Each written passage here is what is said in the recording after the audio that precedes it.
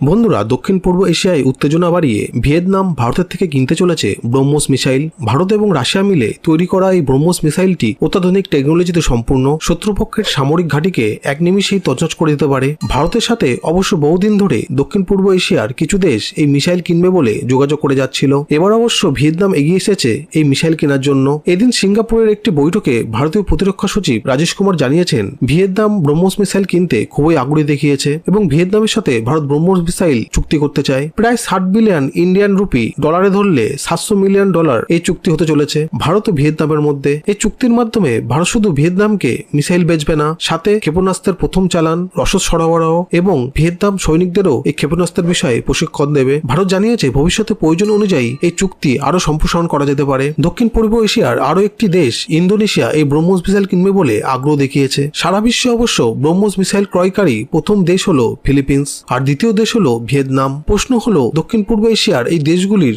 ব্রহ্মোস মিসাইলের প্রতি এত আগ্রহ কেন? তার মূল কারণ হলো সাউথ চায়না সি, যেখানে চীনের দাদাগিরি সর্বত্র। চীন চায় এই এলাকাতে তার একচ্ছত্র রাজত্ব বজায় রাখতে। আসলে এই সাউথ চায়না সি গ্যাস ও তেলের ভান্ডারে সমৃদ্ধ, তাই চীন দাদাগিরি দেখিয়ে এই সাউথ চায়না সির অধিকাংশ অংশ নিজের দখলে রাখতে চায়। এতে আপত্তি এশিয়ানভুক্ত দক্ষিণ পূর্ব এশিয়ার অধিকাংশ দেশের। এর মধ্যে ভিয়েতনাম, ইন্দোনেশিয়া, ফিলিপিন্স আরো অনেক দেশই আছে। আর এই দেশগুলো ভালো করেই জানে যে চীনকে রুখতে গেলে ভারতই একমাত্র ভরসা। তাই ভারতের থেকে অত্যাধুনিক টেকনোলজি সম্পন্ন ব্রহ্মোস মিসাইল কিনতে চায় এই দেশগুলি। ভারত সুযোগের সদ্ব্যবহার করতে চায়, কারণ চীন ভারতের খুব একটা বন্ধুত্বপূর্ণ রাষ্ট্র নয়। কারণ আপনারা জানেন, পাকিস্তানের সাথে অপারেশন সিন্দুরের সময় পাকিস্তানকে নানা রকম মিসাইল এবং অস্ত্রের সহযোগিতা চীন করেছিল। এমনিতেও চীন ভারতের অরুণাচল প্রদেশ ও আকসাই চীনের মতো জায়গা নিয়ে চীনের সাথে বিবাদ আছে ভারতের।